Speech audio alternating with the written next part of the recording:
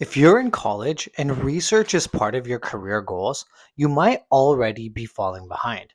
If you want to go into grad school, med school, or become a scientist, you already know that research is important, but nobody tells you when to start.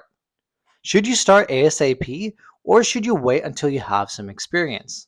My name is Rahul, and I did undergraduate research all 4 years of college. And now I'm a PhD student who mentors undergraduate researchers. And in this video, I'm going to talk about the best time to start undergraduate research, breaking it down year by year. When I speak to freshman college students about research, they always tell me the same thing. Oh, I'm not ready to start research. I'll wait until I take a few classes before I start.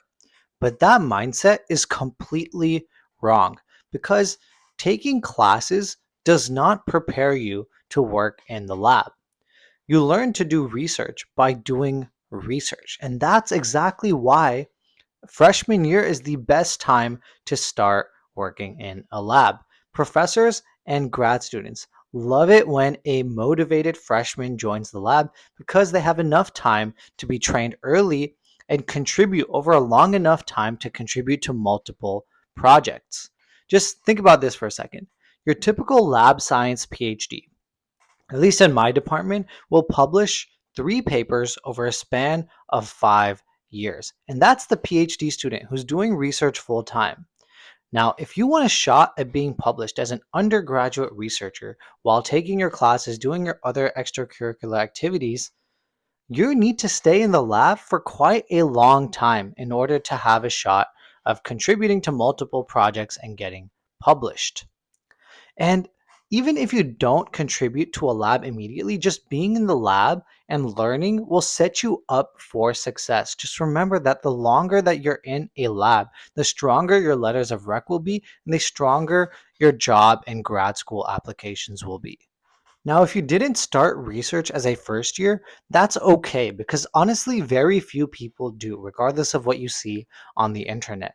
However, if you didn't start then, now is your golden opportunity to start getting involved in undergraduate research.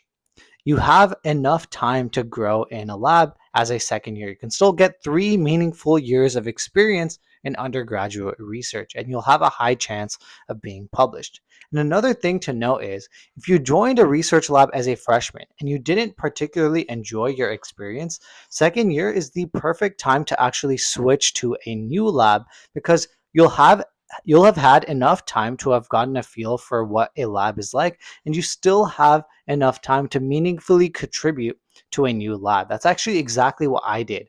My first ever research experience as an undergrad, I joined as a freshman and I didn't have the best experience. I barely interacted with my mentor at all, and it just wasn't what I hoped to get out of the experience. But I started in a new lab as a second year, and that was the lab where I actually grew the most. That's another thing to keep in mind.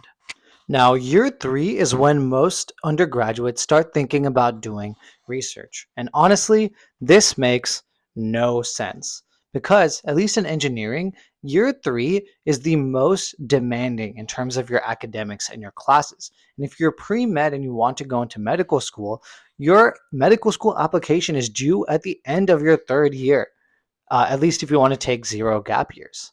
So it doesn't make sense to be starting a new experience during your most busy time. So what ends up happening actually in these cases is these students scramble to join a lab to check off this box, and they end up working in the lab for like 3 to 6 months. In reality, they're just getting trained for most of it, and then they expect to receive a strong letter of rec, and you simply don't have enough time to get it.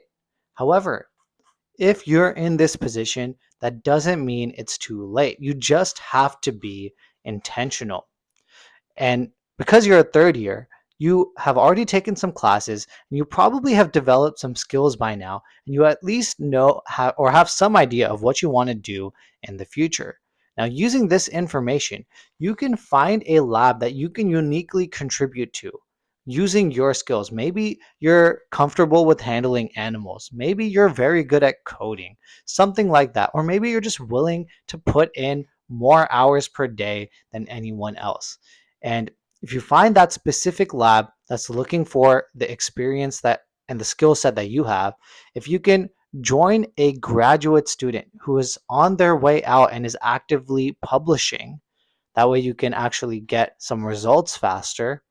And if you can offer real and immediate value, you can get in a decent position starting in your third year. Because if you start at the beginning of your third year, you can still get 2 years in of meaningful research experience.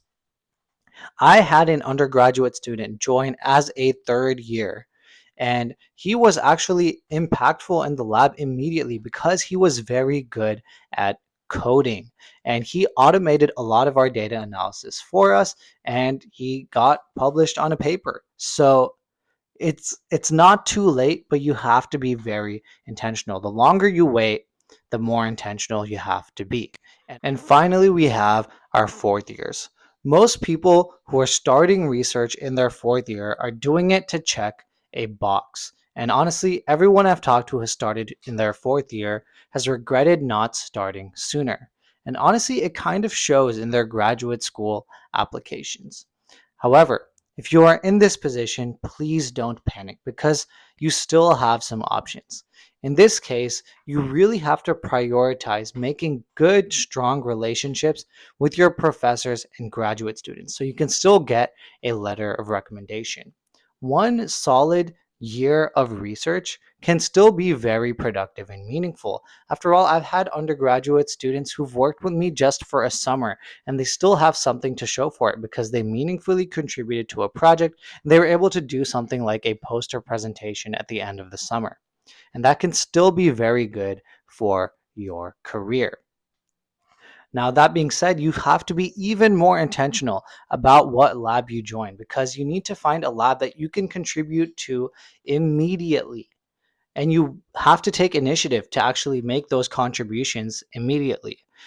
As a fourth year just starting research, you don't really have enough time to coast anymore. You have to take initiative and do whatever it takes to contribute as fast as possible. No matter where you are in your academic journey, the best time to start research is now. The longer you wait, the harder it becomes to make the most of your experience. But with the right strategy, you can still make it count. Now, if you want to skip all of the guesswork and get into research the smart way, I made a full guide called the Undergraduate Research Playbook, compiling all of my experiences from 4 years of undergraduate research and 3 years of mentoring undergraduate researchers.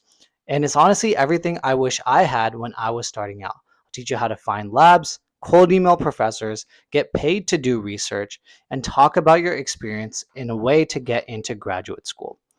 If you're interested, check it out in the link in the description. And with that, I'll see you next time.